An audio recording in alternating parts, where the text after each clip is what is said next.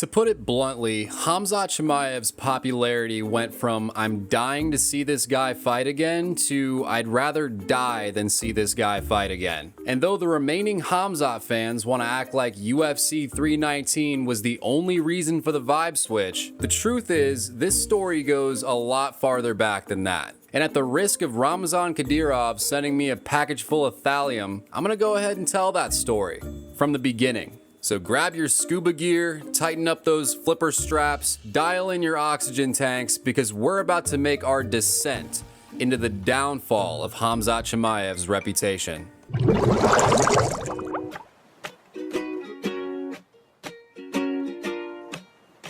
Our journey begins in the wake of Anderson Silva's legendary title reign. Chris Weidman, Luke Rockhold, Michael Bisping, Robert Whittaker, and of course George St. Pierre were all playing ping pong with the belt for more than half a decade. There wasn't a single middleweight fighter who could separate himself from the competition the way Anderson did. And though it seemed like Israel Adesanya was destined to fill that spot, and I'm not talking about a dog, the truth is, 2 days before Izzy removed Robert Whittaker from consciousness, the man who was actually destined to be the most dominant force in the middleweight division had been slithering his way through the depths of MMA obscurity completely undetected. That man was Khamzat Chimaev, a strapping young Chechen immigrant with an unreasonable amount of natural athletic talent who was stepping in the cage for his final non-UFC bout. But let's rewind a little bit, because up until that point, Khamzat amassed a perfect freestyle wrestling record of 23-0, claiming 3 separate Swedish national titles, along with 3 additional regional championships. And I know you're probably thinking, wait a minute, Sweden hasn't had a successful Olympic wrestling team since Hitler came to power. So how is it even relevant for a Chechen to call that a wrestling pedigree? It probably felt like commercial fishing. Well, that's a fair point, and for the most part, you're right. But what's more important than the competition is the context. Because despite having the least exciting base for mixed martial arts, it was never Khamzat's intention to use those powers for evil. Not at first. At first, he used his wrestling to convert MMA fights into National Geographic. You can watch literally any fight from his amateur debut to his run in Brave CF, and each one is almost indistinguishable from a zookeeper mauling. Even the purest of Daggy haters had to look at Khamzat's wrestling style and think, holy f***, this dude might be the exception. He's not afraid to slug it out when he needs to. On the ground, he's chasing finishes like it's racially motivated. He does this really cool thing where he picks his opponents up and slams them in front of his coaches. And pretty much all the guys he's doing it to are high level. This might be the guy who finally brings us all together. But at the same time, both Daggy and non-Daggy haters couldn't allow themselves to get hyped just yet. Because as we all know, a true test of one's abilities can only be administered in the UFC. Sure, you might have dome-pieced a combat sambo world champion with less than 2 years of training, but until Khamzat faced somebody at the caliber of John Phillips, the world would never truly know the limit of his potential.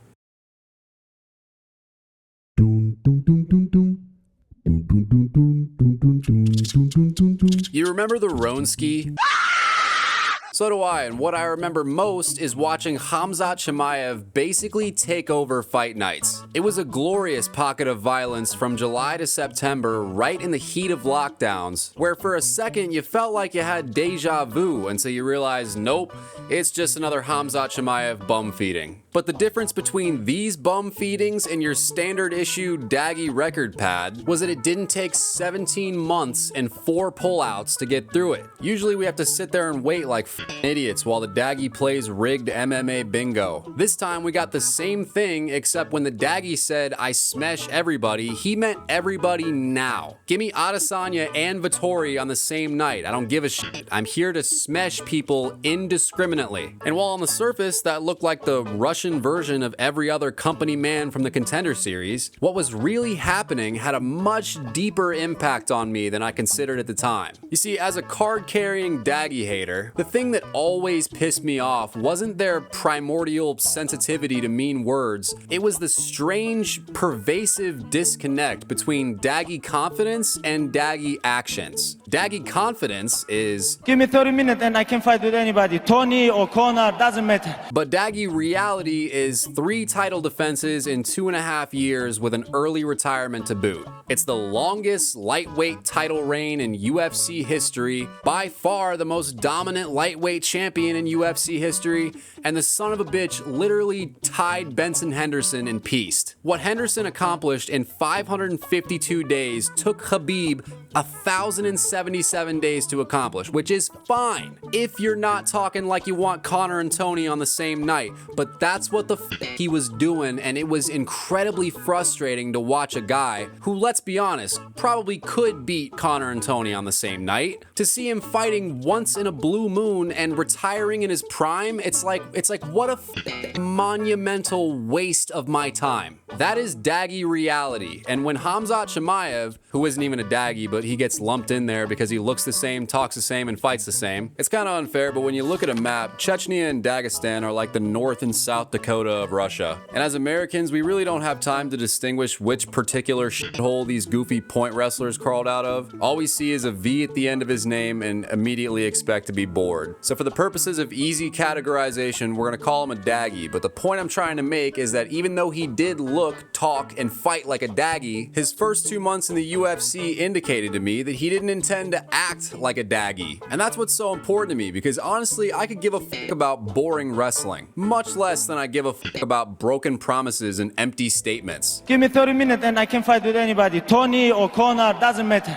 What Khamzat was essentially delivering was the same I smash everybody speech with almost no deviation from the way Khabib said it, except when Khamzat said it, he, by all appearances, was actually going to live by those words. And again, in the beginning, he wasn't using his wrestling powers for evil. He wasn't putting needles in a John Phillips voodoo doll while he jacked off onto it. Khamzat went in there to kill people and take risks in the process. If he takes you down, he's using every millisecond of that time to pound you out or choke you unconscious. If he can't take you down, he's gonna punch you in the face one time and you're just gonna fold because he apparently has a planet-altering right hand, all combined with the actual implementation of the mindset daggies have been falsely claiming since Khabib came to power. Khamzat was a gift that anyone who calls themselves a UFC fan would admit gave them more excitement in their belly than they've had in a long time. And with 2 different weight classes to choose opponents from, there were virtually no limits to how many souls he might claim by the end of 2020.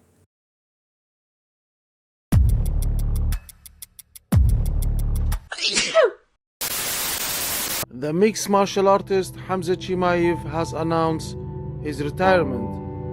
He said on his social media, "I want to say thank you all so much for supporting me in my journey in this sport. I think I am done. Yes, I know I didn't take the belt, but it's not the most important victory in this life. It may upset you, but my heart and body tell me everything. I want to say a big thank you to my team, All Star Gym Sweden. I want to say a big thank you to UFC, and Alhamdulillah." Don't cry because it's over, smile because it happened. Those were the words I said to my teddy bear on March 1st, 2021, because that day marked the end of the Khamzat Chimaev experiment. The virus first struck at Leon before their initial fight night headliner, a bout that was rebooked for a month later but was subsequently canceled due to Khamzat's own battle with the virus. It was a COVID checkers double jump, and unfortunately, Khamzat's mindset was not that of a patient. It was that of a warrior who refused to take any breaks and refused to drink any emergency. So when the bout was rebooked for a 3rd time less than 2 months later, it had to once again get canceled as all of Khamzat's sick training came to a nearly life-threatening conclusion. He was hospitalized multiple times with symptoms that were so severe he was coughing up blood, and it was reported that at one point it got so bad that he told his coach he thought he was gonna die. Now, I don't know who the fuck's idea it was to let him in the gym with bloody cough, shitty lung disease. That guy should have been fired. But thankfully, Dana White was quick to address the issue, stating that Khamzat's post was simply an emotionally charged response to the drugs he'd been prescribed, and that if he had just taken his rest like he was supposed to, none of this would have happened, which was somewhat a relief to UFC fans, but at the same time, we knew that Dana White's sole motivation was Khamzat's future earning potential. If Khamzat was convulsing, flatlining, and shitting out of his mouth simultaneously, we'd be getting the exact same everything's okay speech. So until we physically saw him in the flesh making his 4th official walk to the octagon, nothing about Khamzat's future was certain. All the community could do was sit and hope that rich people actually do have secret potions they use to cure normie diseases, and that one of those potions might be slipped into Khamzat's IV before it was too late.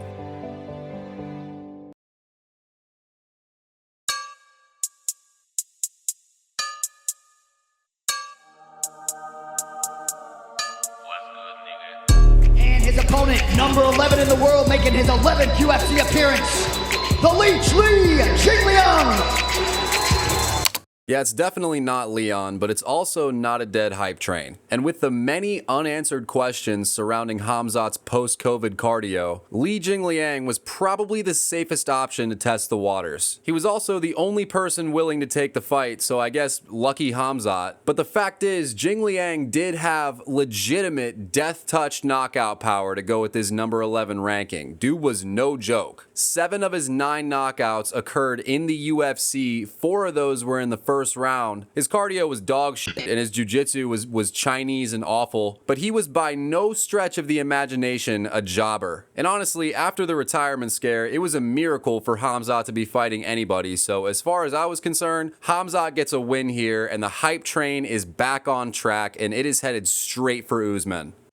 When the cage doors finally shut, what ensued was basically a DBZ episode before the protagonist powers up. Jingliang threw a massive right hand about 3 miles away from its intended target, and credit to him for trying. He must have been either so confident in his takedown defense that he didn't care, or so dumb that he thought Khamzat was really about to swing haymakers with him 15 seconds into the fight. That is audacity, ladies and gentlemen, but as soon as Khamzat teleported to Jingliang's waist, all of the confidence he thought he had went straight into Dana White's lap. Khamzat picked up the leech by the scruff of his neck, brought him over to the boss man for a quick meeting, and proceeded to beat him mercilessly until he had no choice but to give up the throat. Actual superhuman shit, and I like to think of this takedown as the moment everybody realized this was real.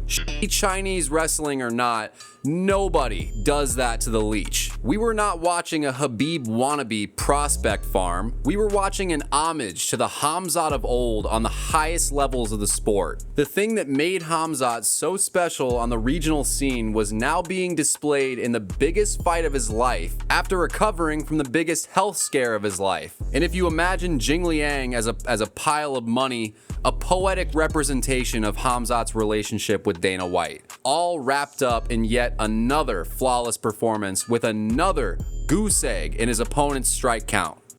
But most importantly, Conor McGregor got the silly straw treatment 4 months prior to UFC 267. Paulo Costa was too busy getting pussy to make weight, and Colby Covington's jaw got punched off of his face. Not to mention Max Holloway was without a belt for almost 2 years, so if there was ever a time for a new hype train, it was October 30th, 2021, and we got it. Never gonna see a quick Khamzat turnaround again because he's ranked now, but the fact that we knew Khamzat was gonna bring the same energy no matter how good his opponent was, quick turnaround experiments were no longer the selling point. The selling point was, is this guy gonna gorilla f the entire welterweight division without taking a single punch? And I want to make a point of saying that because on the same night, 2 fights after Khamzat destroyed Jingliang, there was a fighter of similar ethnicity who made a much bigger statement in the rankings than Khamzat did, and nobody gave a shit. When Chandler beat Hooker, they give him title fight. But why not? I'm ready too. I'm here not for the beat like 15 people and fight. I have 9 fights now. That's why I think I deserve. Indeed, you did deserve, but your essence makes people sick. Khamzat, on the other hand, negotiates contracts mid-fight and then scolds Dana for being on his phone. I want to talk to Dana while he was reaching the fight. I don't know, phone or something. Brother, don't miss my fights. Don't look at the phone.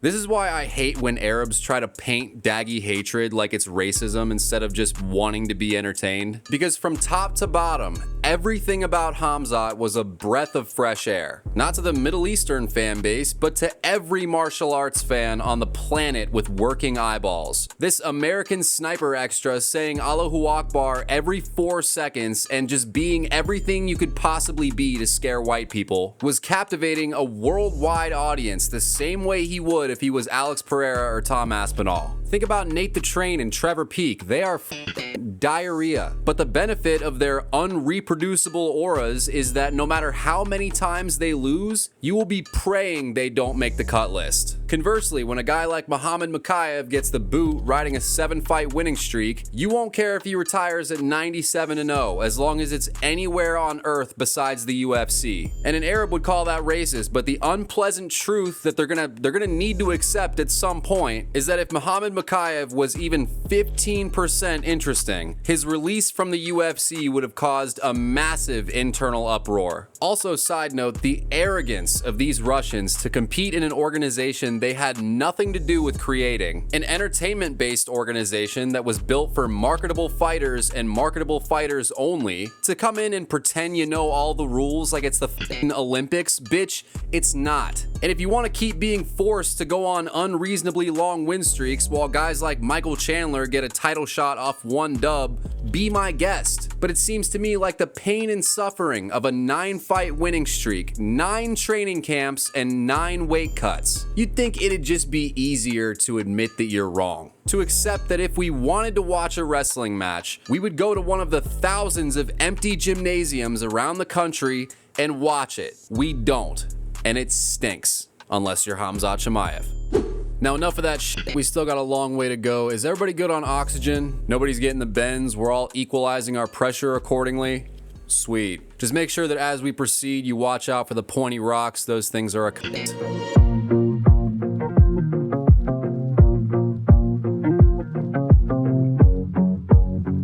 The aftermath of Khamzat's victory left a hole in the hearts of Chinese fans everywhere. But for the rest of us, it was like being in Anderson's pod from earlier, just blasting through outer space at light speed. We got a 27-year-old nut job with virtually no ceiling and a ripe for the pickin' welterweight top 10. Once you hit the top 3, things got a little hairy, but before that, you're looking at Stephen Thompson, Jorge Masvidal, Michael Chiesa. So many delicious options, and of all the names people speculated, Gilbert Burns would have been in the category of pipe dream. He was coming off a complete and utter domination of Stephen Thompson, and all he had to do to get back on top was wax Michael Chiesa. That's literally all he needed, but since he's a goddamn savage motherfucker, of course he said yes to Khamzat the moment it was offered. And he knew very well, because he didn't get the title shot, that Colby Covington's finish of Tyron Woodley clearly outshined Gilbert's decision over Wonderboy. He also knew that Leon Edwards had the next title shot on lock after beating Nate Diaz. So at 35 years old and with no realistic chance of passing up Leon, he just said, "Fuck it, I'm dropping the mushroom cloud."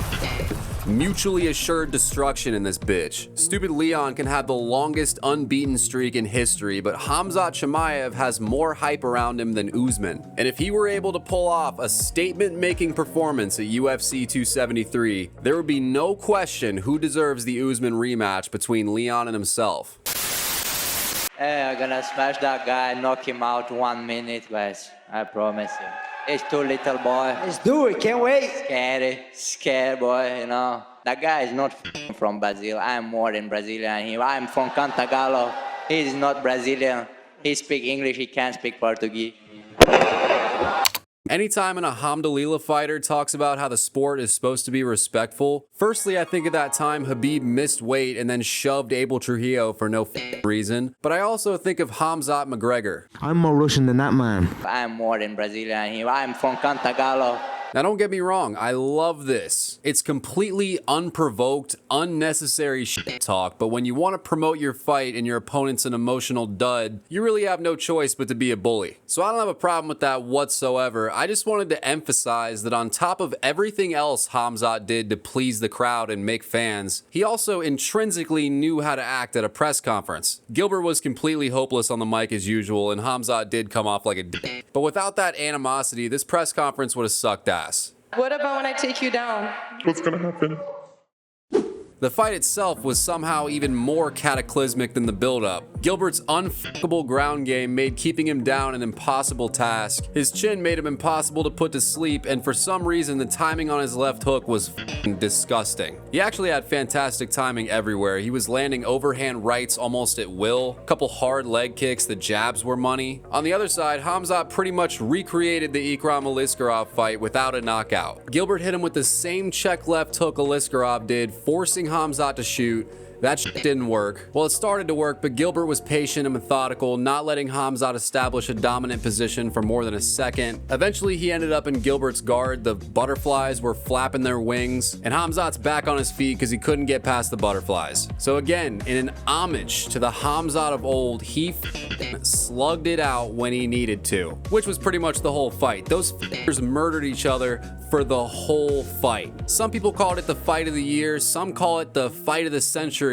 Some even tried to use it to discredit Khamzat as a fraud in the making. No matter which camp you fell in, Khamzat emerged victorious in the bloodbath, proving that he was not only a reliable finisher, he was more than willing to put on his Gaethje hat when the wrestling didn't go his way. No takedown spamming, no cage side cuddle time despite his coach's desperate attempts to get him to do so. And above all, there was now no question in your mind who Khamzat would face next. Sure, Leon's probably going to get the title fight with his 9 fights in a row, but whether the winner was Usman or Leon, it was Khamzat that truly belonged at the top of the marquee.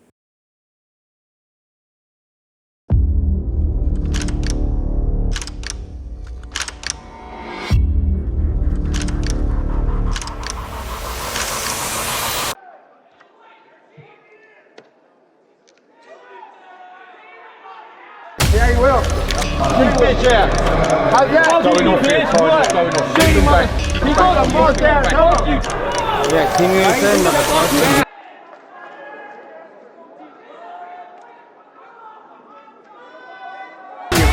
Calm down. Calm down. Calm down. Your team, bitch. USA, motherfucker.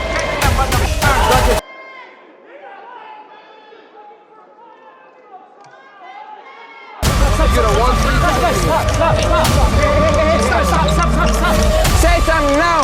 You.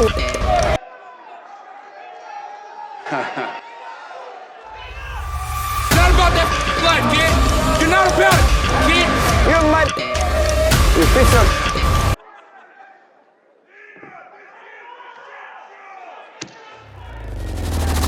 Talk to interviews now. Say something now. Everyone like playing gangster now. Come on, come here.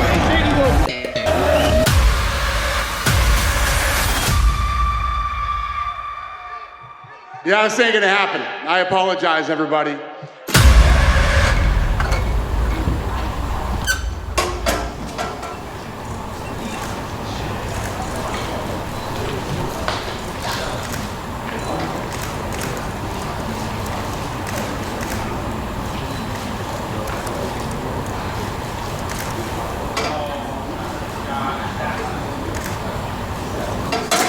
$178.5.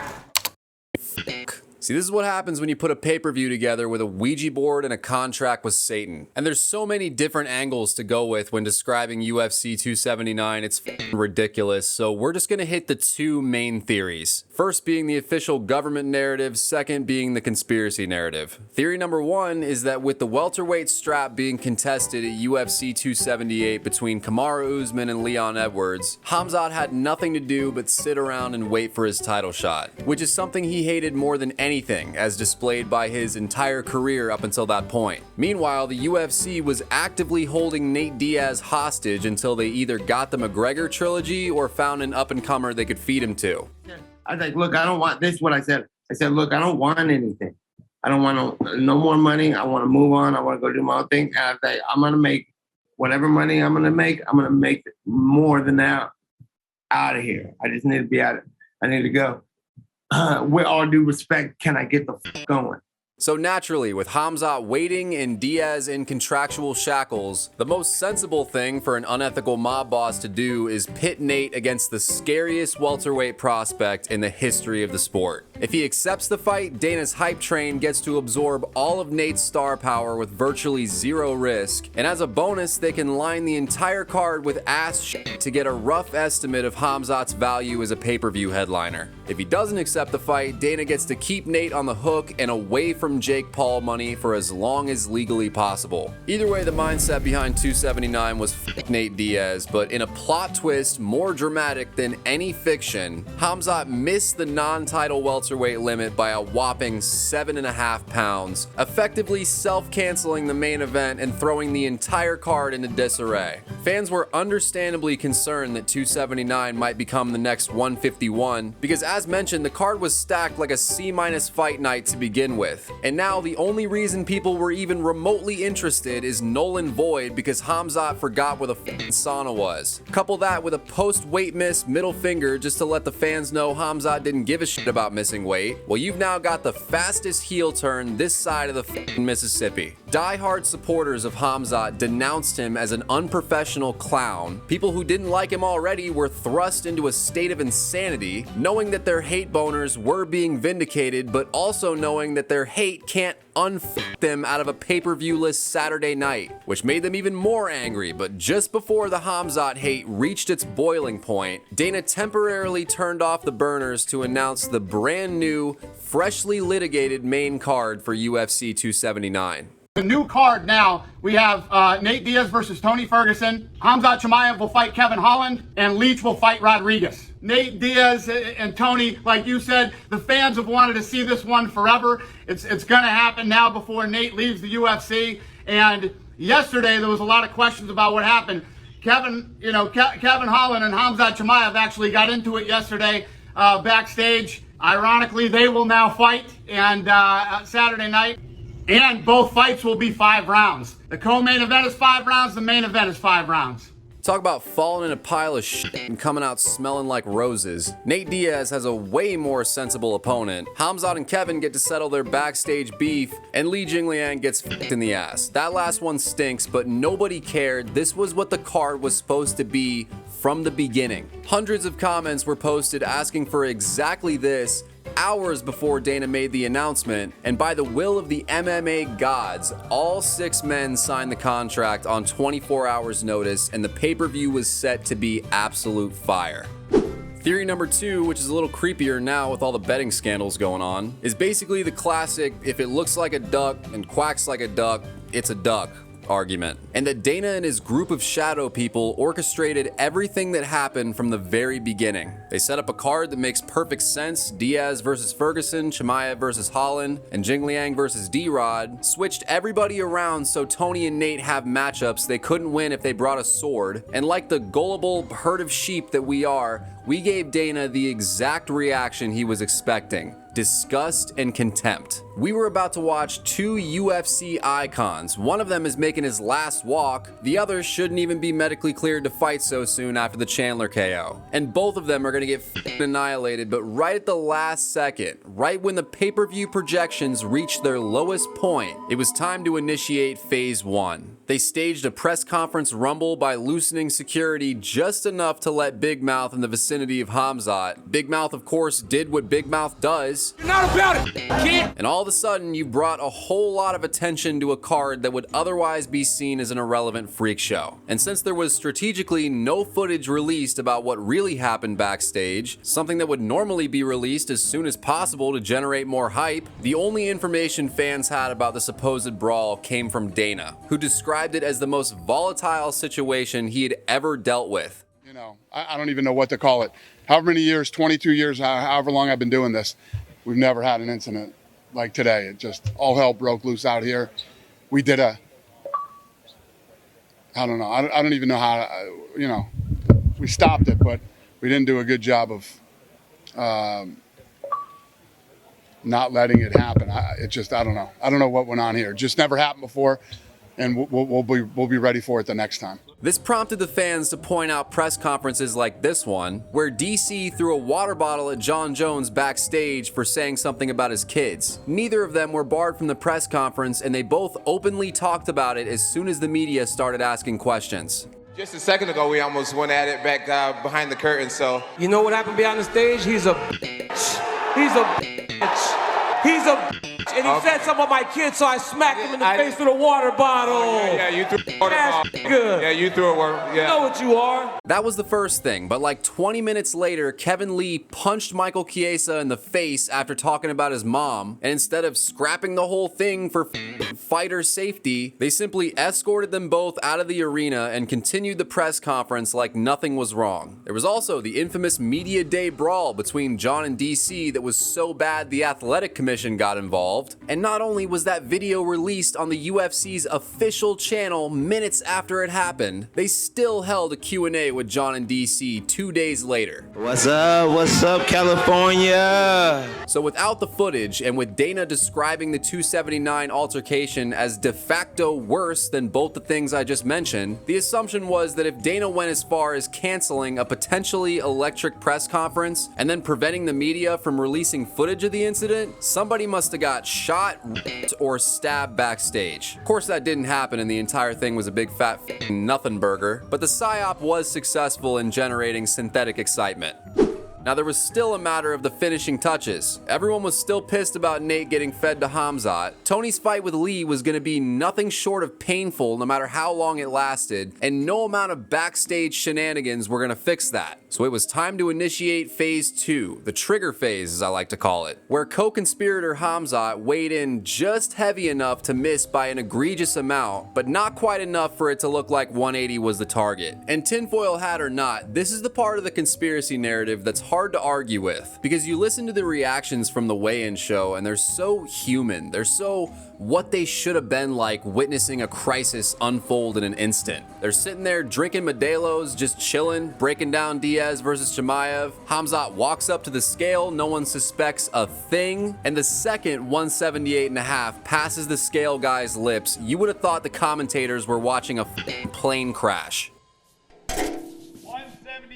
Oh my God. They'd spent the entire morning breaking down a fight card that no longer exists. They're trying to mentally gather themselves enough to explain what's going on, and you got Khamzat over here making jokes and flipping off the camera, showing no awareness that he's about to lose the biggest opportunity of his life. That's strange in and of itself, considering Khamzat never missed weight or acted like this before. But what was even more strange to me were the words he said just after stepping off the scale.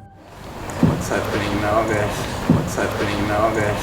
What's happening now, guys? I don't know if it can be articulated verbally, but there's something about what's happening now, guys, that feels off. It feels like he knows what's happening now because he was told what's happening now 3 months prior, and even though he's not supposed to say shit about what he knows, he can't help but nervously leak out the fact that he knows. He's like a kid trying to keep a secret. I don't know what it is, but it's fishy. Regardless, the card was officially f***ed into oblivion, and it was now time for phase 3, the consolidation phase. This was the easiest to pull off by far because all it took was money, a little bit of cash here, a little bit of crypto there, and all of a sudden a jumbled mess turns into an easy afternoon at the office for Dana White. All the fans' anger at the mismatches were satisfied in the exact way they wanted it to be, the way every comment suggested verbatim the second Khamzat missed weight, and Dana White looks like a organizational genius as opposed to the marketing genius he actually is. No matter which theory you subscribe to, there was no denying that Khamzat went from fan favorite to MMA pariah in less than 24 hours. There was no warning, no buildup of evil, not even a hint of this Khamzat before 279, yet there he was, blatantly disregarding the scale, throwing away any hopes he had of fighting for the welterweight strap, which is the whole point of taking this goofy fight. It was supposed to be hype train filler while the winner of Usman versus Edwards heals up and prepares for Khamzat. Like, people looked at this matchup with Kevin and thought, wow, this fight makes way more sense. But the reality was it made no sense whatsoever. It was just so shrouded in 279's horseshit, people forgot that Khamzat's run at 170 was finished. The Jingliang win, the Gilbert win, win, the infamous three-peat he started with, all that shit went down the toilet, and the only payoff was Kevin Holland. A guy who never met a takedown he didn't let happen versus an S-tier wrestler. You might as well bet on whether fire burns.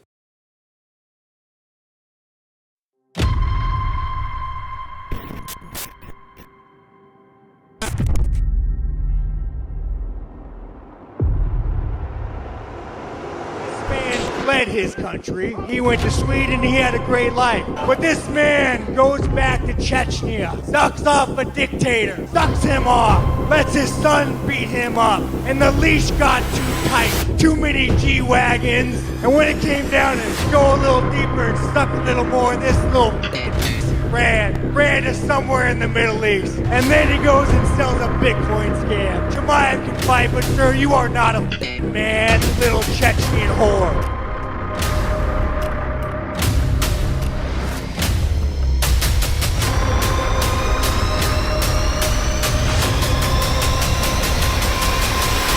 Well, thank you, Sean. I couldn't have said it better myself, but you are kind of missing some context here. Namely that it's really hard to say no to a dictator. I mean, pride's pretty cool, integrity's definitely important, but a pair of stone shoes and a rusty boat really makes it hard to keep it real. Especially when there's a matching pair for your mother and children, you know what I mean? It's a different level of pressure that Khamzat's dealing with, so I'm not gonna be a complete dick here and say it's all his fault. I am, however, gonna speak from my perspective as a fan, and my perspective was, where the f did Khamzat go? He missed weight, whether by intention or by doctor's orders. He missed the welterweight title limit by a gallon of milk. If it was intentional, Bilal Muhammad's sitting right there for a quick rebound. Khamzat took no damage. Kevin didn't even throw a strike, for Christ's sake. But if it really was doctor's orders, dude's just gonna have to reload his Gerald Mearshart save and go from there. Either situation was fine, because he was still young and the Holland mauling made up for the weight miss 10 times over, so we all loved him again. The heel turn angle wasn't a bad touch either. I think at first the reason we were all so full of piss and vinegar is because it was Nate. I feel like if it was Neil Magny, it would have been way more shocking than angering. But after making easy work of Kevin, the Nate Diaz disrespect just became a new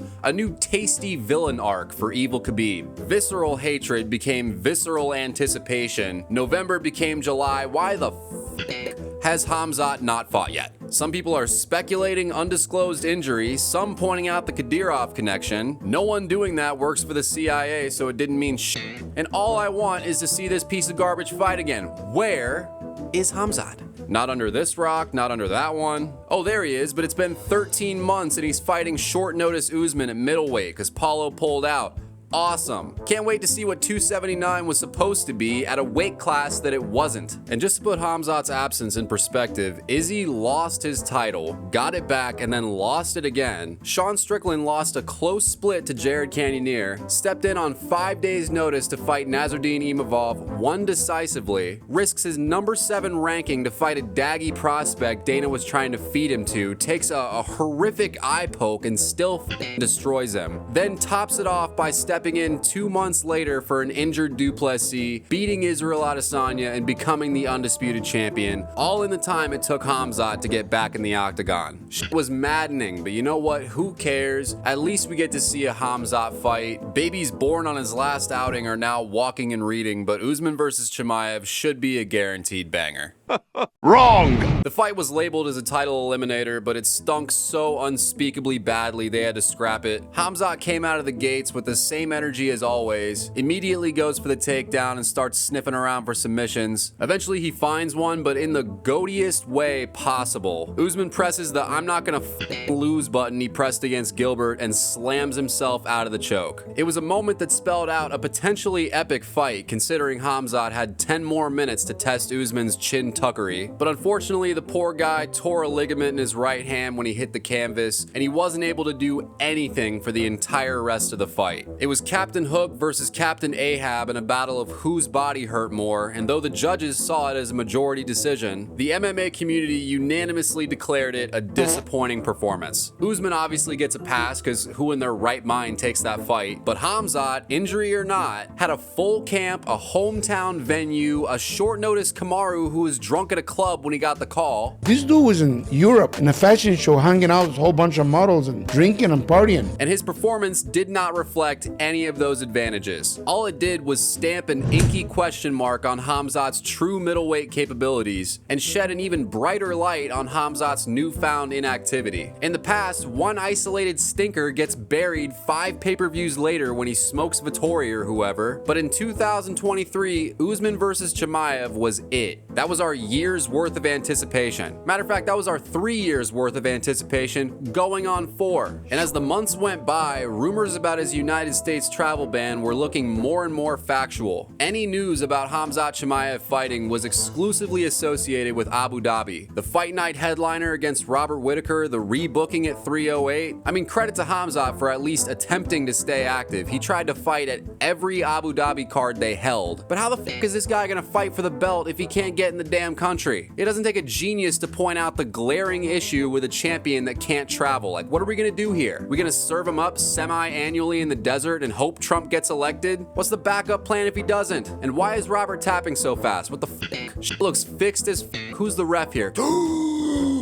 No, I'm kidding, but this dub actually is high-key legendary. Robert's been the second in command since 2019, one of the top 5 middleweights of all time on most people's lists, and he was still very much in his prime, as experienced by our old pal Ikram. That guy needs to fix his f***ing uppercut problem. Unfortunately, Robert couldn't address shit beyond chewing on shovels. I know he couldn't stuff the takedown, and that's the real core issue, but the man's face got Ben Askren watermeloned effortlessly. There's no way to prepare for that shit. Those are unprecedented squeeze levels, and I think this guy's comment sums it up perfectly. Khamzat got his aura back after this fight. We lost Maniac Khamzat after COVID, traded him in for moderately active, exciting fights Khamzat. Then we lost the activity to gay geopolitical beefs, which was cool because we still had the exciting fights. Then we lost the exciting fights, but at UFC 308, order was finally restored, excitement was finally restored, and all the doubters were silenced once again. The only thing left to deal with was travel logistics, which happened to solve itself less than 2 weeks later.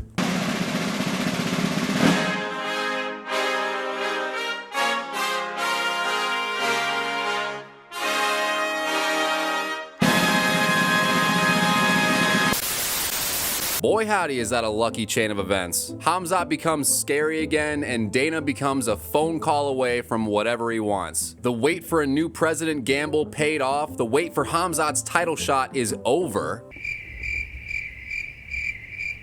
The chains have finally been broken. We're gonna see 3 fights a year minimum. Holy shit. Okay, DDP Strickland too, that's fine. I guess Sean does deserve the rematch, but Khamzat's free now. Are we gonna maybe do Chimaev Hernandez, Chimaev Barrio in the meantime? Okay, how about literally anybody on the roster? 313 is wide open. 315 is an abomination.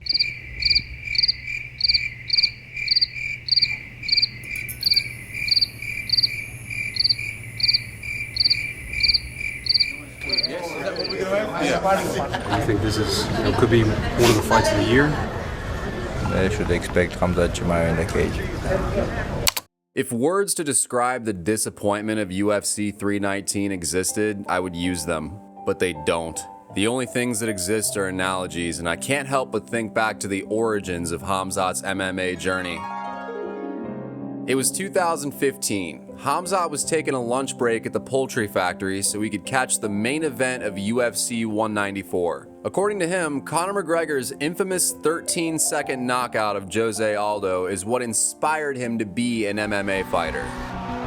I was watching his fight. I was working on a fight Aldo. If he makes that money, why not me? Mentally, I'm stronger than him. My body's bigger than him. I don't know. If at that time just meet him outside, I can broke him. You know? So I thought about that fight, and I thought about Khamzat's reception at the Chicago press conference. You know already, guys, who is the best, guys. It's my time. I take over as UFC, man.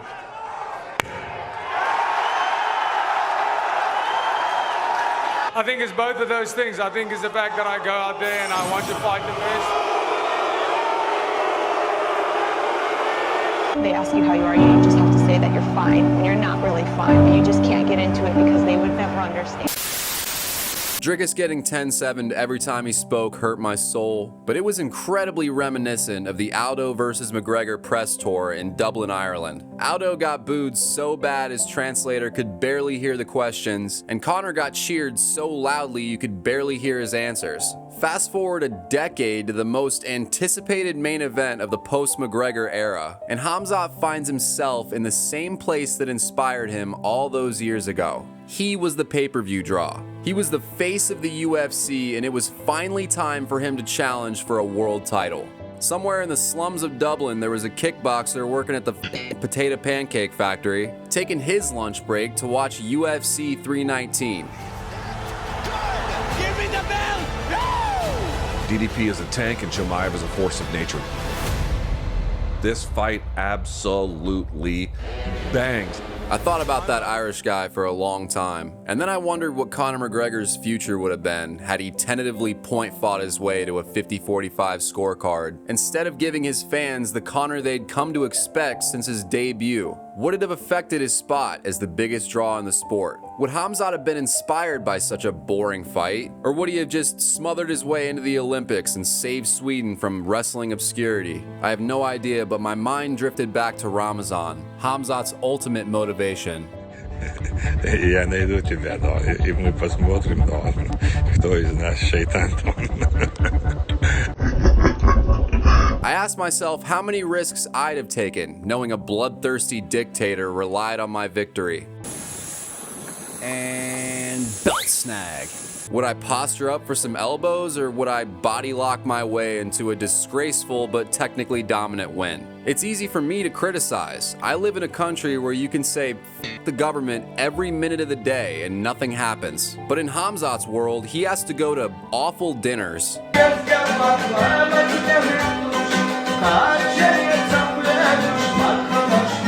He's got to waste valuable time training Ramzan's mushy sons when all their fights are going to be rigged anyhow. And if he rubs Kadyrov the wrong way for even a second, that rock coat is sitting right there, ready to be fitted. I couldn't begin to comprehend that level of pressure. Fedor's daughter got assaulted on the way home from school after he made a singular negative comment about Ramzan's kindergartner MMA event. Abdul Karim Edilov was the last UFC fighter responsible for training Ramzan's stupid kids. That dude got caught taking drugs and he received the full stone shoes rusty boat experience. They even tortured him first and capped his brother for good measure. So if I'm Khamzat, I'm worried about all that shit. I've got blink twice if you're in danger face every time you catch me on camera at these goofy ass Baratheon dinners. And I'm damn sure not gonna go out of my way to entertain the fans who are fickle as to begin with over bringing the belt back to this maniac so my family doesn't die. That is my top priority if I'm Khamzat Chimaev. It is chest to chest, wiener on wiener cuddle time for as long as the UFC employs me. It's one fight per year, maybe two if the circumstances are optimal. And if you want to make it less painful for yourself, just forget the middleweight division exists until at least 2029, because I ain't losing.